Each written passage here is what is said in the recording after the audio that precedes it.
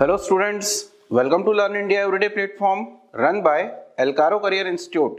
मैं डॉक्टर मनोज आपकी physics faculty class 12th के फिजिक्स के इम्पॉर्टेंट टॉपिक्स की इस सीरीज में आपका स्वागत है। जैसा कि बच्चों इस सीरीज में हम पढ़ रहे हैं इम्पॉर्टेंट टॉपिक्स जो कि हैं ऑप्टिक्स वाले चैप्टर से।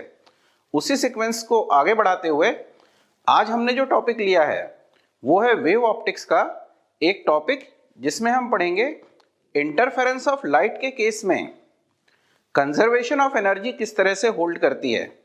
तो चलिए स्टार्ट करते हैं आज के टॉपिक को। तो बच्चों जैसा कि हम जानते हैं कि इंटरफेरेंस ऑफ लाइट जो है वो superposition of two light waves के बेसिक कंसेप्ट के ऊपर काम करता है। जब दो लाइट वेव्स जिनकी फ्रीक्वेंसी सेम हो, एम्पलीट्यूड सेम हो और सेम डायरेक्शन में प्रोपोगेट होते हो, साथ में इन दोनों वेव्स का कुछ ना कुछ पार्ट एक दूसरे के साथ ओवरलैप करता हो तो एनर्जी का रीडिस्ट्रीब्यूशन होता है। और due to this redistribution of energy हमें एक इंटरफेरेंस पैटर्न मिलता है जिसमें ब्राइट फ्रिंजेस और डार्क फ्रिंजेस ऑल्टरनेट सीक्वेंस में मिलती है। इस फिनोमेना को हम कहते हैं इंटरफेरेंस ऑफ लाइट। तो बच्चों जब हम इंटरफेरेंस ऑफ लाइट की स्टडी करते हैं तो हमें मिलता है रिजल्टेंट इंटेंसिटी का फॉर्मूला जो ऑलरेडी आपने पढ़ा होगा। हम इंटेंसिटी ऑफ इंटरफेरिंग वेव को लिखते हैं I equal to I1 plus I2।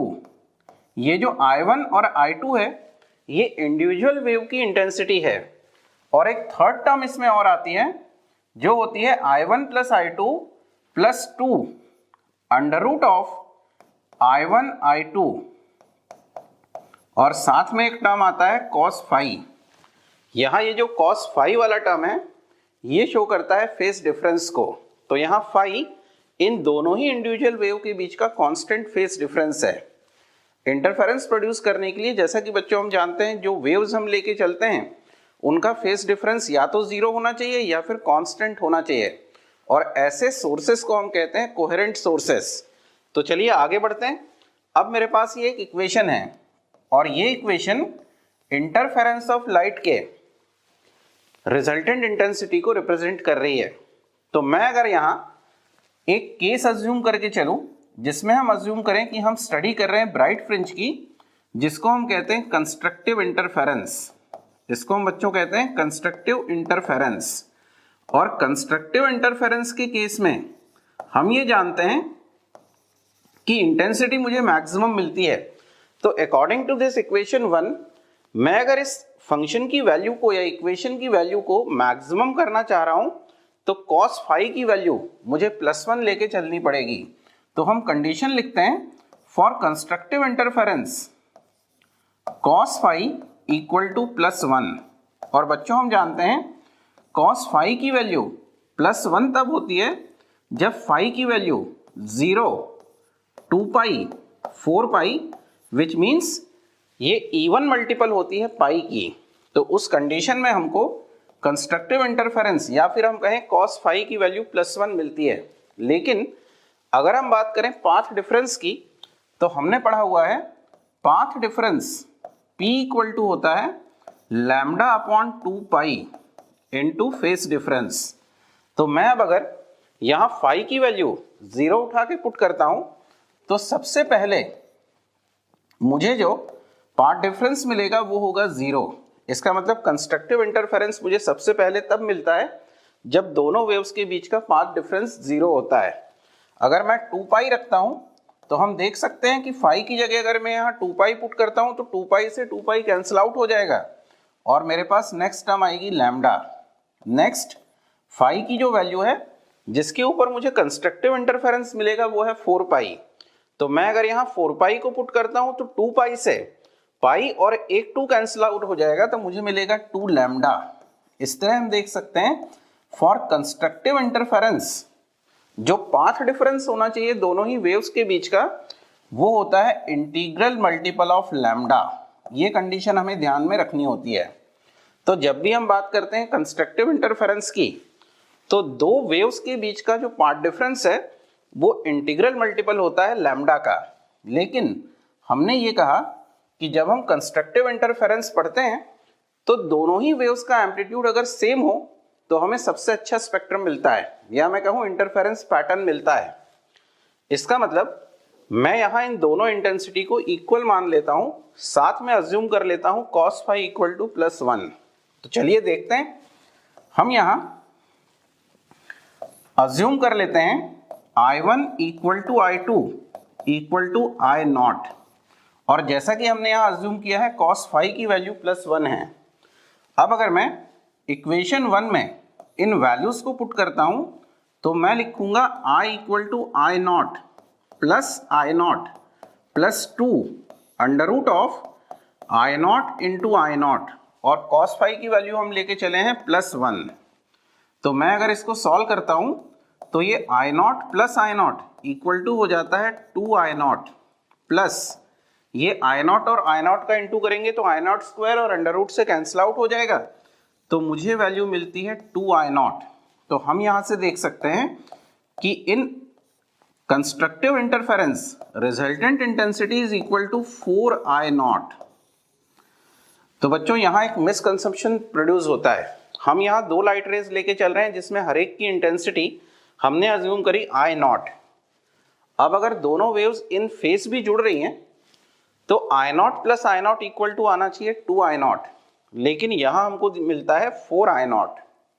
अब 4I0 कहने से तो ये हुआ कि इंटेंसिटी एम्पलीफाई हो गई। अब ये इंटेंसिटी एम्पलीफाई होना मतलब एम्पलीट्यूड एम्पलीफाई होना, और एम्पलीट्यूड एम्पलीफाई होना इसका मतलब कि हम कम एनर्जी को अप्लाई करके ज़्यादा एनर्जी या इंटेंसिटी को अचीव कर रहे हैं। तो ये देखने में कुछ इस तरह से लगता है कि यहाँ एनर्जी कंजर्वेशन का बेसिक प्रिंसिपल होल्ड नहीं कर रहा, लेकिन जब हम पढ़ते हैं डिस्ट्रक्टिव इंटरफेरेंस को तो हमें इसका आंसर मिल जाता है कि ये किस तरह से एनर्जी कंजर्वेशन को फॉलो करती है। तो चलिए अब हम बात करते हैं डिस्ट्रक्टिव इंटरफेरेंस की।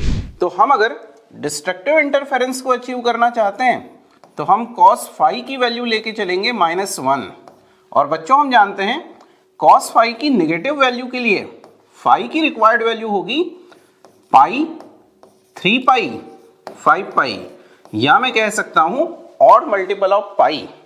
तो अब अगर इस फेस डिफरेंस के करस्पॉन्डिंग मैं पाथ डिफरेंस निकालना चाहता हूं तो P इक्वल टू हम लिखेंगे lambda upon 2 pi into face difference. तो अब अगर मैं यहां वैल्यू सब्स्टिट्यूट करता हूं इफ फाई इक्वल टू पाई, तो आप देख सकते हैं फेस डिफरेंस आएगा लैम्डा, फाई से फाई कैंसिल आउट हो जाएगा और ये हो जाएगा लैम्डा बाय 2। अगर मैं फाई की वैल्यू को 3 पाई पुट करता हूं तो हमें पाथ डिफरेंस मिलेगा 3/2 इंटू लैम्डा। इस तरह से मैं अगर nth टर्म के ऊपर फाई की वैल्यू को पुट करूं तो हमें P इक्वल टू मिलेगा odd multiple of lambda by 2, और odd multiple of lambda by 2 को मैं लिख सकता हूं 2n प्लस -1 लैम्डा बाय 2।